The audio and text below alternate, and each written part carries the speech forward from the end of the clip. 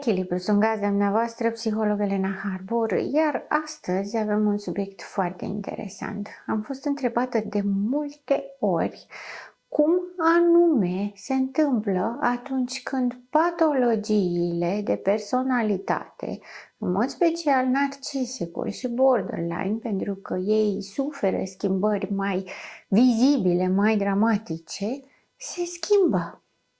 Acum, schimbarea. De obicei, oamenii se tem de schimbare, dar ceea ce înțelege un om cu dezvoltare tipică armonioasă a personalității despre schimbare este total diferită față de ceea ce percepe o structură de personalitate disarmonică. Pentru că, așa cum am tot spus de nenumărate ori, lumea patologiei de personalitate este total diferită de lumea dezvoltării tipice sau armonioase. Și când spun acest lucru, am în vedere tot ansamblul universului său interior, psihic și emoțional. Ca atare, comportamentul traduce ce e în mintea și în emoțiile unei astfel de persoane. Când vorbim despre schimbare, vorbim despre transformare, pentru că toți dintre dumneavoastră care ați cunoscut, care ați fost parteneri sau partenere unor astfel de persoane, ați observat aceste schimbări. Pur și simplu devine altcineva. Pur și simplu se întâmplă ceva, face un declic și se comportă total diferit, ca și cum este de nerecunoscut.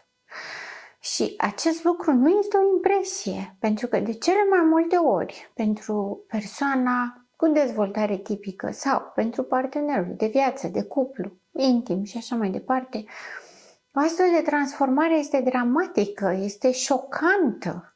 Când vede în fața ochilor transformarea, nu știe ce să spună, nu știe ce să înțeleagă și nu știe ce să facă. Pe bună dreptate.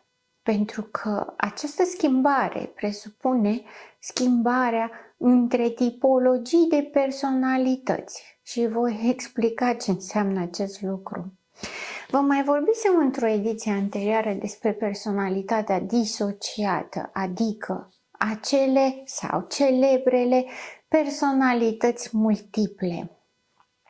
Există o fascinație vis-a-vis de acest subiect. Cum este posibil să fie mai multe personalități distincte într-un singur om? Ei bine, dacă spargem psihicul și nu mai avem integritate psihoemoțională și în structura eului interior al unei persoane, putem obține personalități diferite. Cu cât ruptura este mai mare, dezintegrarea internă este mai mare, cu atât pot apărea mai multe personalități.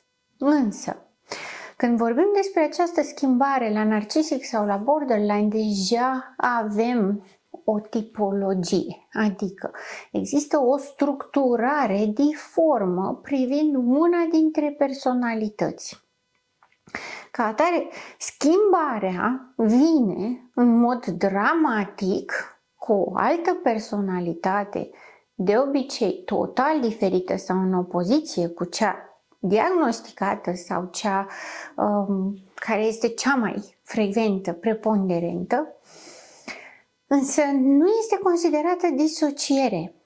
Și nu este considerată pentru că cele două tipuri de personalități nu au rupturi între ele. Chiar dacă manifestarea este total diferită în poli opuși, chiar dacă spune aceleași lucruri sau spune lucruri total diferite, nu uită. Nu uită cine a fost, nu uită în ce relație a fost, nu uită ce s-a întâmplat.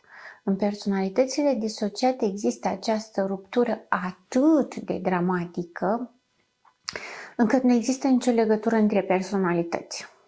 Efectiv, nu-și aduce aminte că a fost acolo, nu-și aduce aminte că a existat o perioadă în care a fost altcineva, nu-și aduce aminte ce comportamente a avut când exista cealaltă personalitate sau una din celelalte.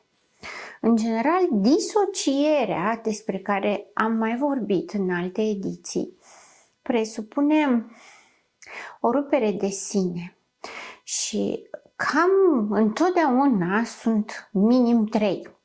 Deși se spune că pleacă de la 2 sau disocierea începe de la 2, când avem disociere în personalitățile multiple, avem minim 3. Avem victima, abuzatorul și mediatorul. Pentru că întotdeauna, indiferent în câte bucăți se sparge un eu, întotdeauna avem eul de bază. Eul acela din mijloc, de la care a plecat toată disocierea și care le conține într-un fel pe toate. Ca atare, niciodată nu sunt mai puțin decât 3. Mai puțin în borderline și narcisic. Pentru că în borderline și narcisic nu se sparge eul, falsul eu respectiv. Pentru că nici borderline, nici narcisicul nu au un eu structurat așa cum are personalitatea tipică. Însă, narcisicul are un fals eu și borderline-ul la fel. Falsul eu al narcisicului este mult mai puternic, mult mai structurat în comparație cu eul borderline-ului, care este extrem de instabil și extrem de fluctuant. Când vorbim despre această schimbare, această transformare de la un pol la celălalt, am fost de foarte multe ori întrebată ce le cauzează.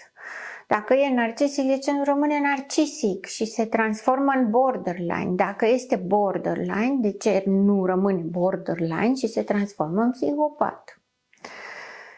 Întrebarea este foarte pertinentă și foarte corectă, pentru că dacă tot avem devieri și avem o grămadă de evitări ale realității și de compensări și tot felul de comportamente disfuncționale, de ce mai este nevoie de altceva și mai grav?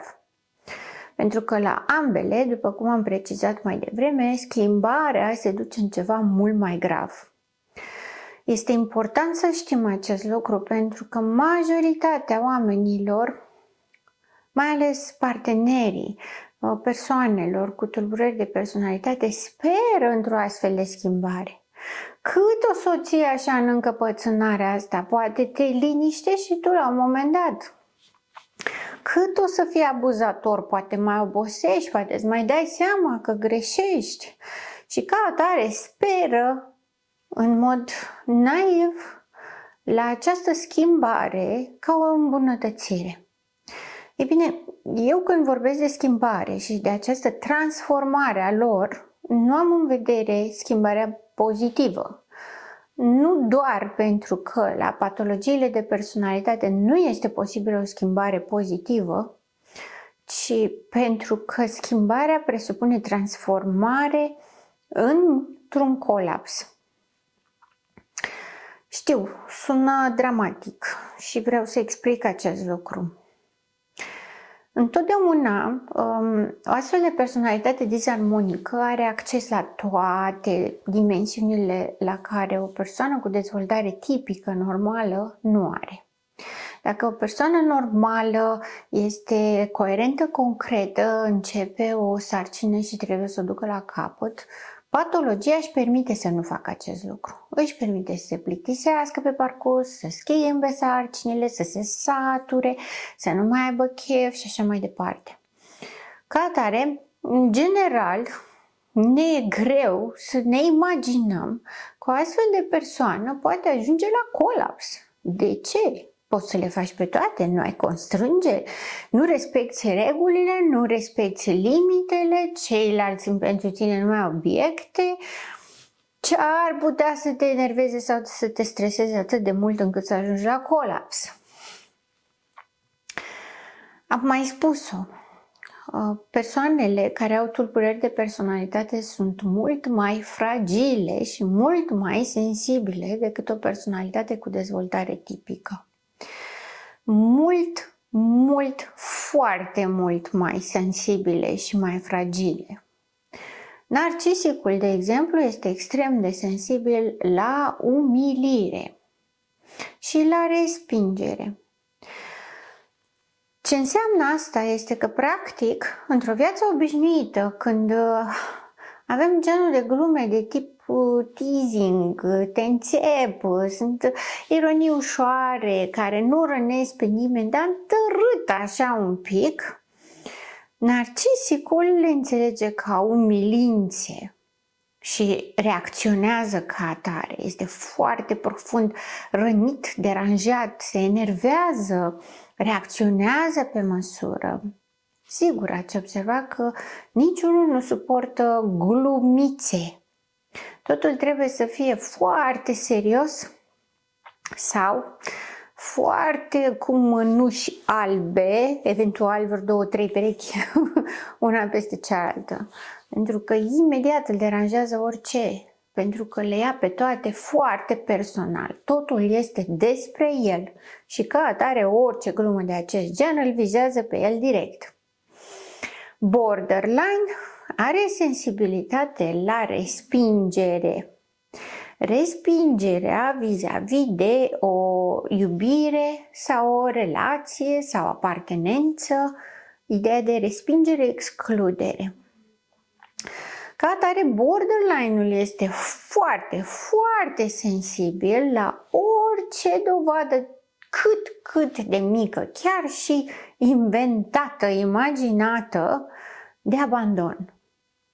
Și orice glumă sau orice, cum spuneam și mai devreme, întărâtare, ei, lasă că plec eu și te las aici, de genul, pentru borderline este dezastruoasă. Îi se sparge și se distruge tot universul și intră într-o suferință cruntă. Aceasta este sensibilitatea despre care vorbeam. Eul fragil presupune exact această lipsă de structură și de coerență. Adică, atât pentru narcisic cât și pentru borderline, nu există mâine. Nu există mâine vom fi bine. Există acum, există amenințare, există un potențial dezastru și o potențială catastrofă. Trebuie să distrugem totul acum ca să tăiem răul din rădăcină, să nu mai existe niciodată vreun potențial amenințător. În aceste condiții este extrem de greu, imposibil să obții coerență, însă este extrem de greu să treci în relaxare. Nefiind o relaxare, avem doar tensiune. Tensiune și presiune. Narcisicul și borderline-ul sunt, în felul lor, perfecționiști. Narcisicul mai mult decât borderline, însă ei își doresc ca totul să fie perfect. Și asta presupune tensiune, presupune o presiune, presupune ca ei să demonstreze că ei sunt extraordinari și nemai întâlniți, uimitori, fantastici, grandioși. Toată această presiune este pe un fir de ață.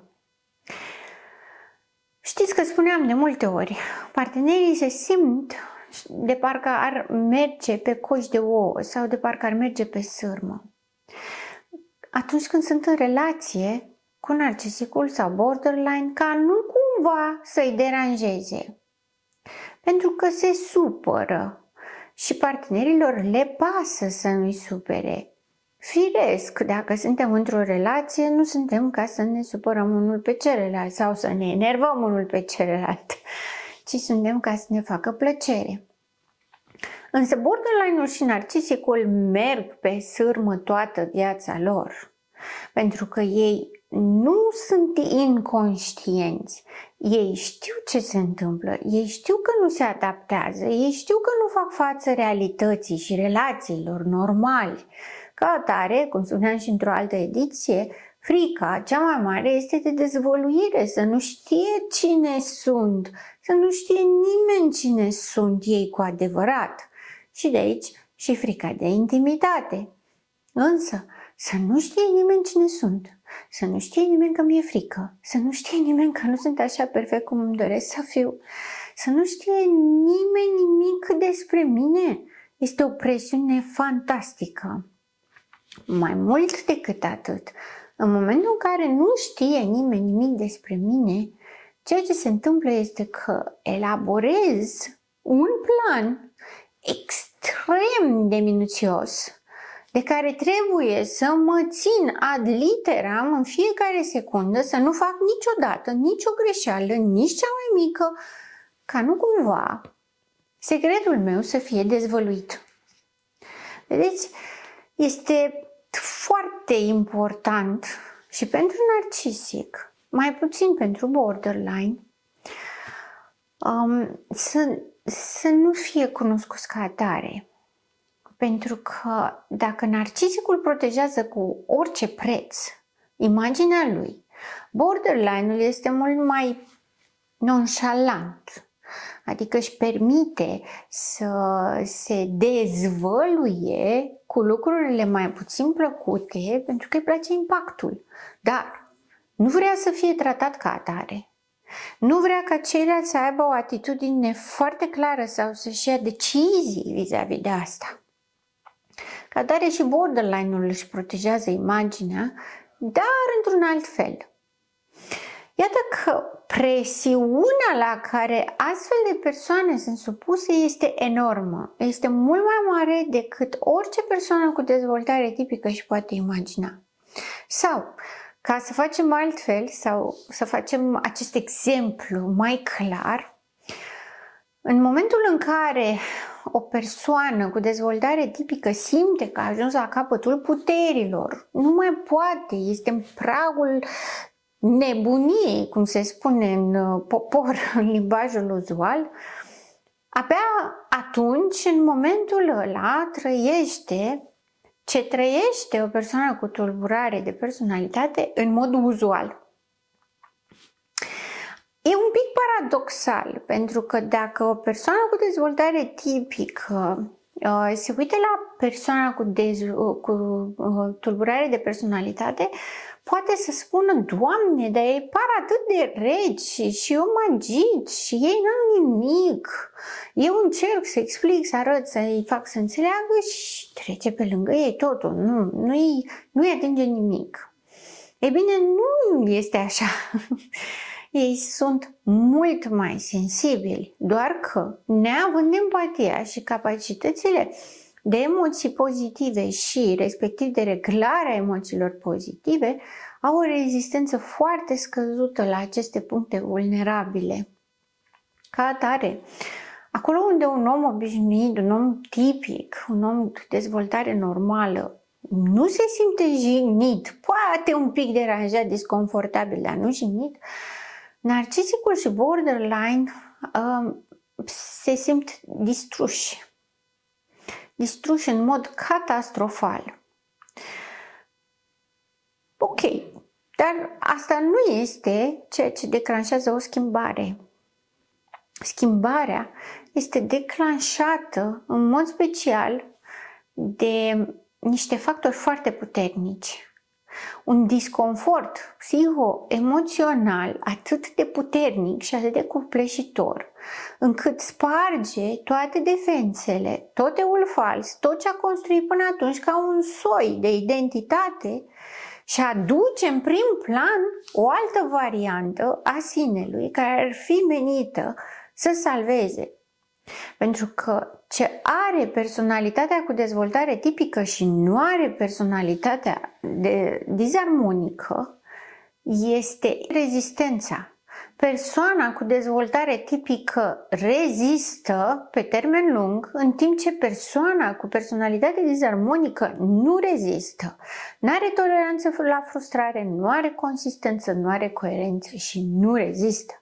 Dacă cea mai mică glumă este o catastrofă, imaginați-vă să aibă o dovadă reală sau un lucru care nu-l suportă în mod iminent în proximitate.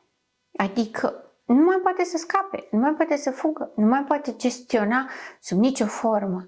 Iar presiunea distrugerii, a catastrofei, a dezastrului, iar pierderii tot ce a făcut până atunci, obligă la schimbare. Schimbarea poate să fie consensuală, în sensul că se așteaptă să se întâmple, o provoacă, aș putea să spun, îi pregătește terenul, adică are cât de cât control pe ea. Poate să fie forțată, adică mai multe stări ale eului se ceartă între ele, care dintre ele să facă față situației, sau este pe bază de trigger, adică ceva care îi aduce aminte și creează o reacție spontană și face switch-ul, uite așa. Când este consensuală, avem relațiile pe termen lung în care narcisicul sau borderline-ul vor să plece. S-au săturat de tot ce este, au găsit înlocuitor mai bun și ca atare, pentru ca să nu fie vina lor, pentru că nu le place să fie vina lor și responsabilitatea lor pentru despărțire, chiar dacă narcisicul preferă să o facă el, nu acceptă să fie vina lui. Întotdeauna trebuie să fie celălalt de vină. La borderline, motivația este diferită. Nu vreau să fiu vinovat că l-am făcut pe celălalt să sufere, dar eu nu mai pot să mai stau. Asta este, trebuie să plec. Și atunci, prin consens, își amplifică starea, își autoamplifică starea până la nivelul la care să devină altcineva. Acela este consensul, când o programează, când o așteaptă. Nu poate să o programeze cu dată și oră, dar poate să o programeze în sensul în care își autoalimentează starea de disconfort până ajunge să fie copleșitor. Când vorbim despre o schimbare forțată, avem în vedere contradicția. Vreau să plec, dar vreau să și stau. Mi-ar plăcea mai mult să plec, dar nu mă simt în stare să plec. Și aici sunt stări ale eului între, cel puțin la borderline este foarte evident, între copilul cu minte și copilul obraznic, între femeia sfântă și prostituată. Avem opusurile și aceste două stări se bat între ele. Nu știu care dintre ele a rezolvat problema. Odată apare una, odată apare cealaltă, este disconfortabil, niciuna dintre ele nu rezolvă situația, pentru că în acest caz scopul în sine este rezolvarea problemei, adică asigurarea hranei narcisice sau borderline-ului. La borderline este asigurarea relației și atunci încearcă toate eurile care se potrivește ca să rezolve această problemă și să rămână în continuare în relație. La narcisic este partea cealaltă în care își dorește să abuzeze, dar nu poate, pentru că dacă abuzează pierde mai mult decât dacă nu abuzează și atunci se bat cap în cap. Să mă facă nu văd sau să acționez. Aceste stări, că sunt stări ale eului, nu sunt personalități, cum vorbeam, personalitatea disociată, ele sunt stări ale eului cu identități opuse, ele se ceartă între ele care ar fi cea mai bună care să rezolve situația. Când avem în vedere schimbarea pe bază de trigger, avem experiențele anterioare și la unul și la celălalt. Experiențele traumatice pot provoca această schimbare instantanee. De exemplu, narcisicul s-a creat pe abuz psihoemoțional.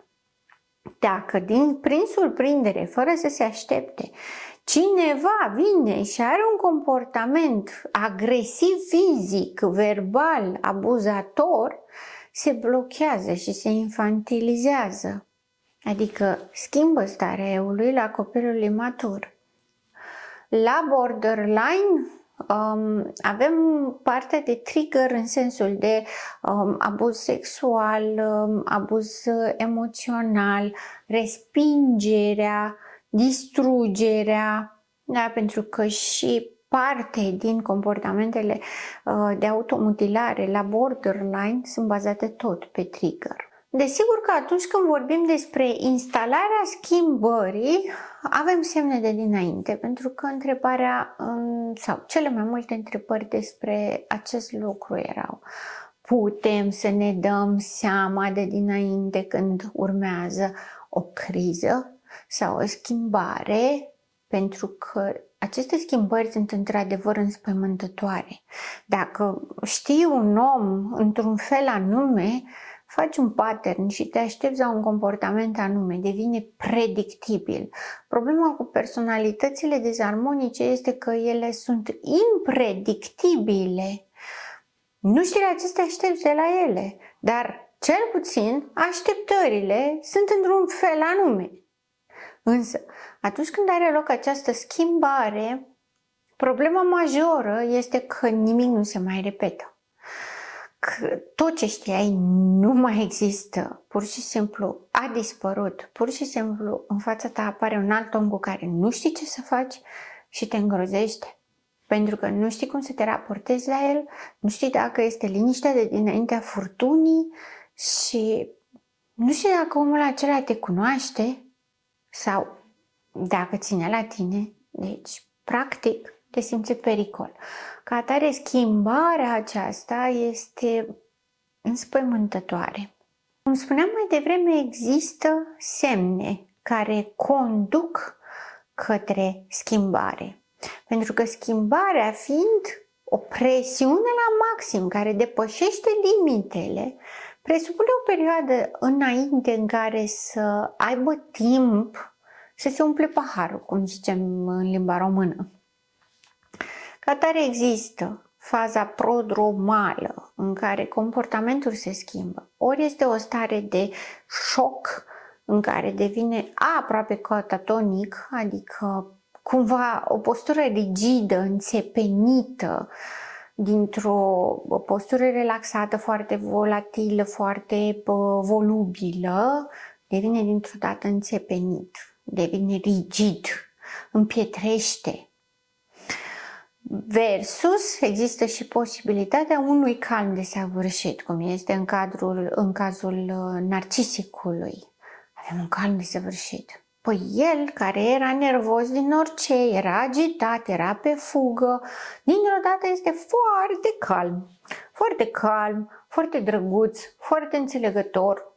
Este foarte ciudat și foarte dubios, pentru că este nefiresc. Nu este un calm relaxat, este un calm în hipervigilență și asta se simte. Practic, nu avem ce să-i reproșăm. Da, e calm, e cu minte, dar vorbește singur sau se plimbă prin cameră sau orice altceva care nu intră în spectrul normalității, practic. De asemenea, poate să mai aibă reacții somatoforme, ca de exemplu să înceapă să facă alergii pe tot corpul sau boli nu neapărat cronice, boli acute.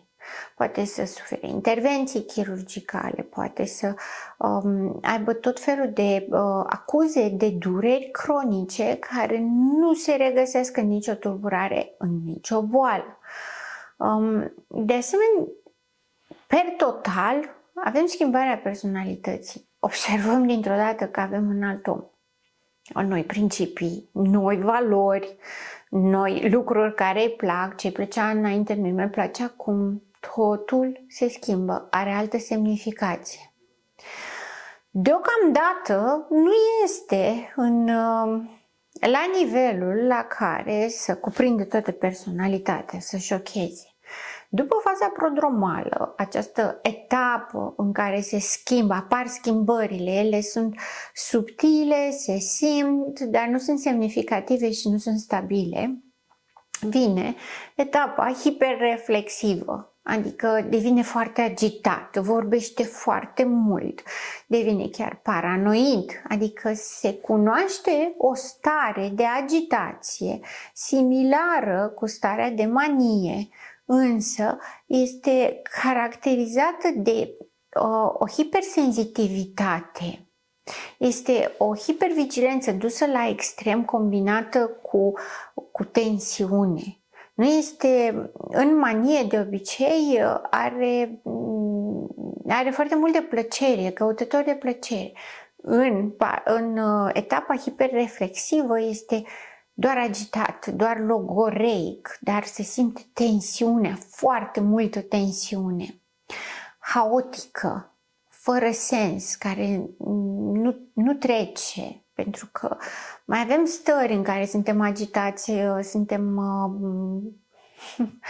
avem un drum clar pe care trebuie să ne ducem sau avem treabă de făcut și suntem în priză, cum zicem noi. Pe de altă parte, la ei nu este așa. Este o tensiune permanentă, concretă, alienantă, pentru că dacă ne uităm cu atenție, vom vedea că este o tensiune care nu este adaptată mediului.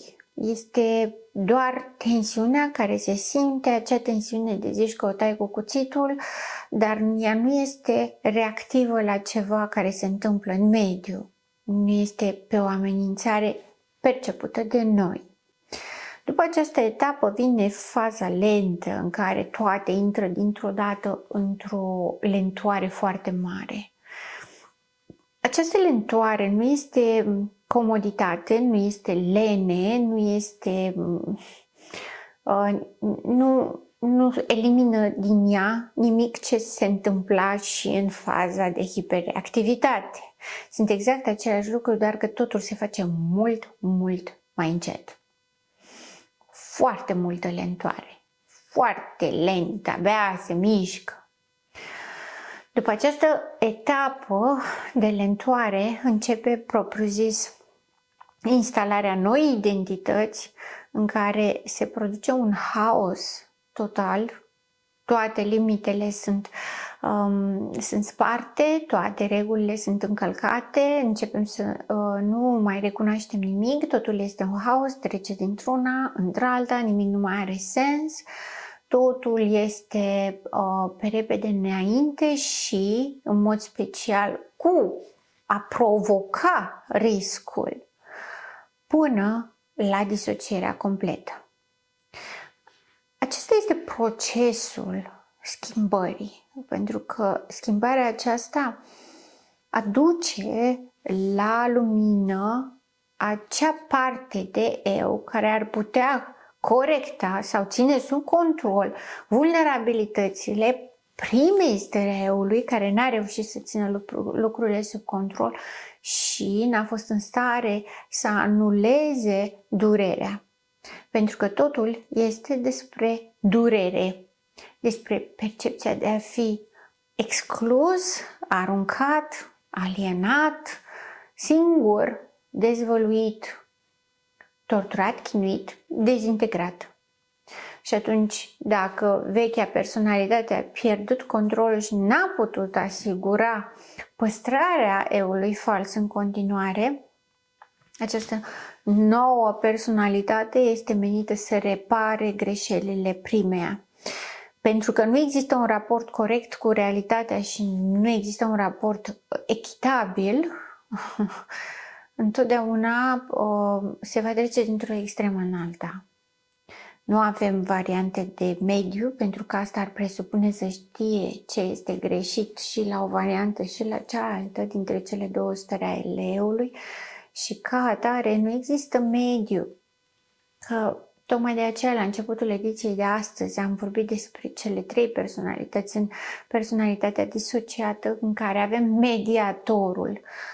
Și tocmai de aceea am spus că în narcisic și borderline această schimbare nu poate fi considerată o disociere ca la personalitățile multiple, pentru că nu avem această rupere totală, ci avem două stări ale eului în părți opuse care se completează una pe cealaltă și sunt menite să repare una pentru cealaltă. Desigur, la momentul la care această nouă personalitate instalată, această nouă stare a eu-ului instalată, după ceva timp nu va funcționa nici aceasta, ca atare va fi obligatoriu să se treacă prin același proces ca să se întoarcă la prima personalitate de bază. După cum vedeți, nu există mediere, nu există învățare din aceste variante, sunt numai mecanisme adaptative de supraviețuire a persoanelor cu tulburări de personalitate. Personalitățile disarmonice nu funcționează cum funcționează o personalitate tipică. Nu ne putem aștepta să învețe din greșeli. Ne putem aștepta să se persecute suficient de mult pentru greșelile lor pe care nu și le asumă, dar le consideră greșeli doar pentru că nu au adus rezultatul pe care și l-au dorit și ca atare trebuie pedepsite, eliminate, însă atunci când se demonstrează că noua stare a eu-ului nu face nimic altceva decât doar să schimbe contextul, să spunem, ajunge să o schimbe și pe aceasta. Nu este la control, adică nu poate fi programată, dar este inevitabilă. Se întâmplă întotdeauna. Nu poate fi făcut acest switch la comandă, nu poate să-și ceară să schimbe între stările eu-ului, nu are control pe ele, însă le va schimba întotdeauna pentru că sunt modalități ale sale de a se descurca, de a face față în anumite etape, perioade din viață care seamănă unele cu celelalte. Iar viața lor ajunge să fie o oscilare continuă între aceste stări ale eu-ului, uneori mai puternice, alteori mai slabe. Sunt gazda dumneavoastră, psiholog Elena Harbour, și până data viitoare, rămâneți în echilibru.